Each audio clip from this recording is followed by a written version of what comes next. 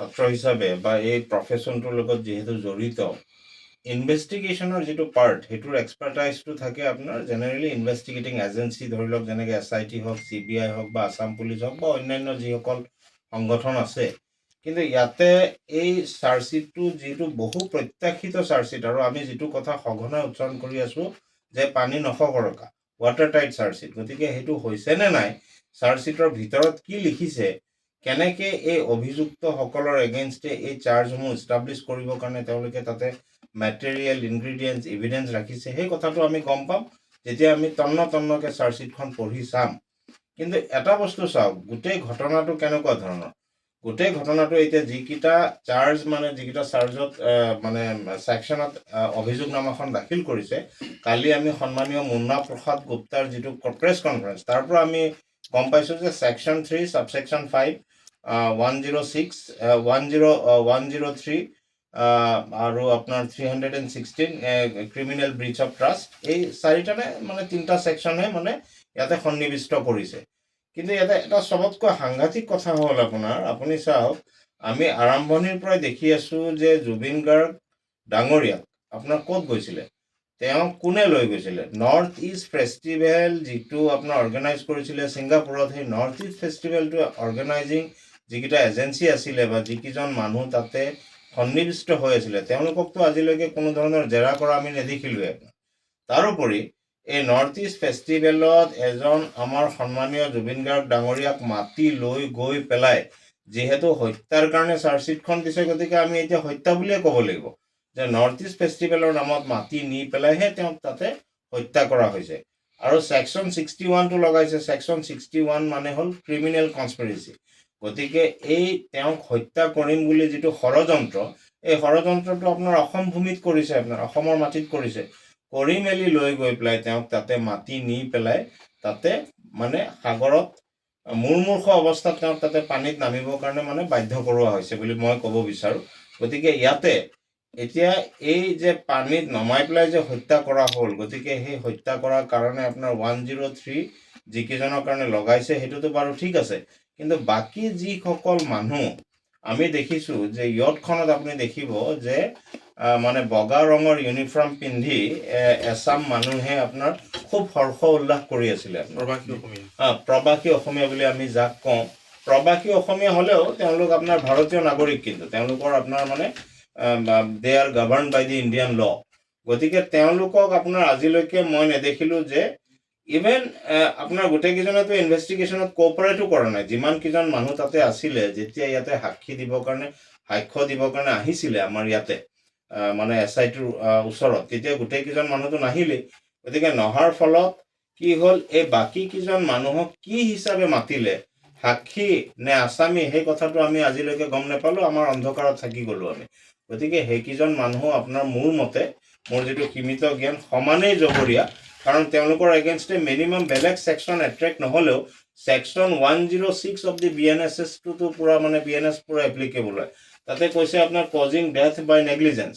আপুনি চাওক, যেতিয়া জুবিন গাৰ্গ ডাঙৰীয়া পানীত নামি পেলাই ককবকাই আছিলে আৰু এওঁলোকে ইহঁতৰ পৰা আপোনাৰ সেই দৃশ্যটো কিন্তু মানে প্ৰত্যক্ষ কৰি আছিলে, এটা এটা এটা যদি তেওঁলোকৰ নেগলিজেঞ্চি বুলি আমি কিয় কৈছোঁ, কাৰণ যেতিয়া তেওঁ পানীত ককবকাই আছিলে তেতিয়া ইমিডিয়েটলি তেওঁলোকে গৈ পেলাই তেখেতক পানীৰ পৰা ৰিকভাৰী কৰি আনিব লাগিছিলে বা তেখেতক বাধা দিব লাগিছিলে যে তোমাৰ এই শাৰীৰিক অসুস্থতাত তুমি তাতে পানীত নানামিবা। কিন্তু এই কোনো ধৰণৰ তেনেকুৱা ধৰণৰ মানে বক্তব্য বা ইনচিডেণ্ট আমাৰ সেই ভিডিঅ' ফুটেজকেইটাত আমাৰ দৃষ্টিগোচৰ হোৱা নাই। গতিকে যিহেতু দৃষ্টিগোচৰ হোৱা নাই, গতিকে কজিং ডেথ বাই নেগলিজেঞ্চ পূৰা এপ্লিকেবল হয় তেওঁলোকৰ ওপৰত।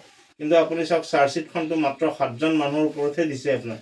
গতিকে তাৰে 7জনৰ আপোনাৰ 4জনৰ এগেইনষ্টে 103 লগাইছে, আৰু বাকী আপোনাৰ সেই গাৰ্গ বোলা যিজন আপোনাৰ তেওঁৰ সন্মানীয় জুবিন গাৰ্গ ডাঙৰীয়াৰ ভাতৃ যিজন পুলিচ অফিচাৰ, তেওঁৰ এগেইনষ্টে 105 লগাইছে, এমাউণ্টিং টু মাৰ্ডাৰ, কালপেবল হোমিচাইড বুলি কৈছে আপোনাৰ। গতিকে সেইটো কাৰণে মানে চাৰ্জশ্বিটখন যদিও দিছে, খৰতকীয়াকৈ দিছে চাৰ্জশ্বিটখন, কাৰণ এই যিটো আপোনাৰ ডিফল্ট বেইল যাতে তেওঁলোকে নাপায় সেইটো দৃষ্টিগোচৰ ৰাখিছে আপোনাৰ ৰাজ্য চৰকাৰে হওক বা SITয়ে হওক। গতিকে সেই খৰতকীয়া কৰিব যাওঁতে ক'ৰবাত নহয় ক'ৰবাত যেনিবা কিবা মানে বস্তুটো যেনিবা মেটচ হোৱা নাই, তেনেকুৱা এটা অনুভৱ মোৰ হৈছে। সেই মন্তব্যটো কি হ'ব, খুব প্ৰিমেচিয়ৰ হ'ব।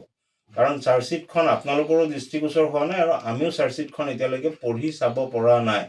গতিকে আইনৰ সুৰুঙা বুলি আমি ক'ব নোখোজোঁ, কিন্তু যদি ধৰক চাওক ইয়াতে আৰু এটা ইম্পৰ্টেণ্ট ইছ্যু আছে, মই আপোনালোকক কৈ দিওঁ। গোটেই ঘটনাটো মেইন যিটো ইনচিডেণ্ট, যিটো মাৰ্ডাৰ, হত্যা, এইটো হৈছে ছিংগাপুৰত।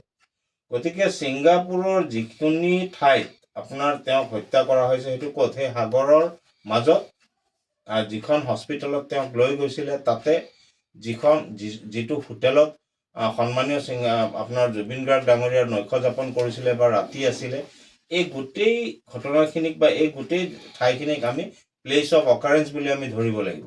গতিকে ইয়াতে আপুনি চাওক, প্লেচ অফ অকাৰেঞ্চত তন্নকে ভিজিট নকৰাকে আপুনি মানে বা আজি অসমৰ পৰাই তাতে অনুমানৰ ওপৰত ভিত্তি কৰি যদি চাৰ্জশ্বিট এখন দি দিয়ে, চাৰ্কামষ্টেঞ্চিয়েল এভিডেন্স আপোনাৰ ইমান ইজি নহয়। আপুনি চাওক 103 ছেকশ্যনটো প্ৰুভ কৰিবৰ কাৰণে বিয়ণ্ড অল ৰিজনেবল ডাউট হ'ব লাগিব, কাৰণ ইয়াৰ যিটো শাস্তি এইটো হ'ল আপোনাৰ মৃত্যুদণ্ড পৰ্যন্ত দিব পাৰে। গতিকে এজন মানুহক মৃত্যুদণ্ড দিয়াৰ আগতে সন্মানীয় ন্যায়াধীশসকলে যিসকলে এই ট্ৰায়েলটো কমিট কৰিব বা ট্ৰায়েলটো চলাব, তেওঁলোক সম্পূৰ্ণৰূপে সন্তুষ্ট হ'ব লাগিব যাতে ইয়াতে কোনো ধৰণৰ ডাউট থাকি নাযায় যে সাক্ষ্যই এই চাৰ্জসমূহ প্ৰমাণ কৰিবৰ কাৰণে পাৰিব লাগিব বিয়ণ্ড অল ৰিজনেবল ডাউট, তেতিয়াহে দিব পাৰিব।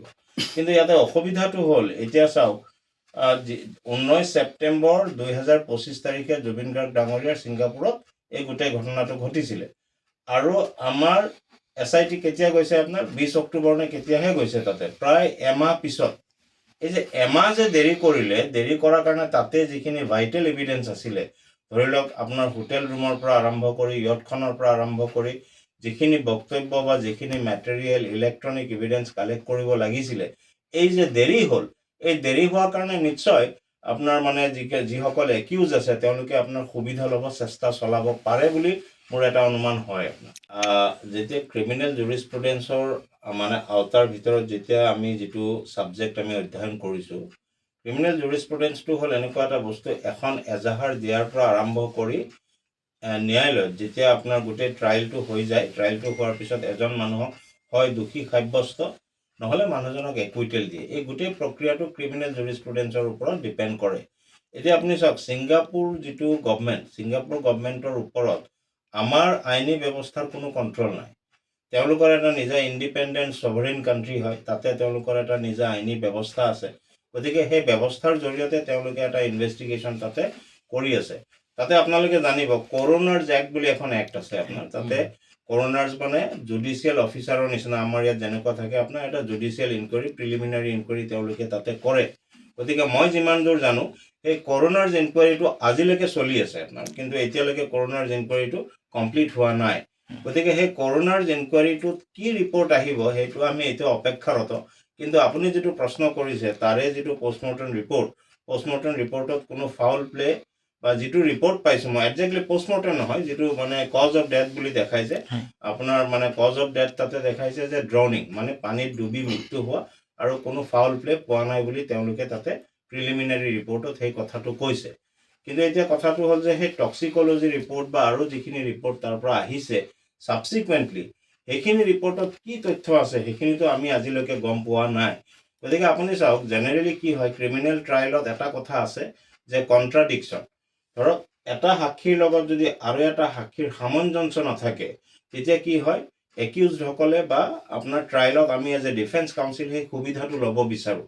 গতিকে এইটো এটা বহুত ডাঙৰ কথা যে যিহেতু কজ অফ ডেথটো আপোনাৰ ড্ৰাউনিং বুলি দেখাইছে আৰু কৈছে যে কোনো ফাউল প্লে নাই, গতিকে নিশ্চয় এই বস্তুটোৰ এটা সুযোগ ভৱিষ্যতে একিউজসকলে ল'ব পাৰে। গতিকে এই গোটেই বস্তুখিনিক মেকআপ কৰিবৰ কাৰণে যাতে এনেকুৱা ধৰণৰ সুযোগ ভৱিষ্যতে ল'ব নোৱাৰে আৰু দোষীসকলক যাতে ষ্ট্ৰিনজেণ্ট পানিছমেণ্ট দিব পাৰে, আপ টু কেপিটেল পানিছমেণ্টৰ ব্যৱস্থা যিহেতু ইয়ালৈকে আছে, যিহেতু আমাৰ অসমীয়া যাতে হৃদস্পন্দনটো কাঢ়ি লৈ যোৱা হৈছে, গতিকে আমি বিচাৰিম যাতে ষ্ট্ৰিনজেণ্ট পানিছমেণ্ট তেওঁলোকে পায়। কিন্তু আপুনি চাওক, কোৰ্টে আপোনাৰ কেতিয়াও দোষীক এৰি নিদিয়ে, কিন্তু court bound by the evidence, court is bound by the মানে প্ৰচিকিউশ্যনে যিখিনি সাক্ষ্য প্ৰমাণ কোৰ্টত প্লেচ কৰিব সেইখিনিৰ ওপৰতহে আপোনাৰ কোৰ্ট চলিব। গতিকে মহামান্য ন্যায়ালয়ত যদি সাক্ষ্য প্ৰমাণটো মানে উপযুক্ত নহয়, তেতিয়াহ'লে কিন্তু দোষী সাৰি যোৱাৰ সম্ভাৱনা যথেষ্ট আছে।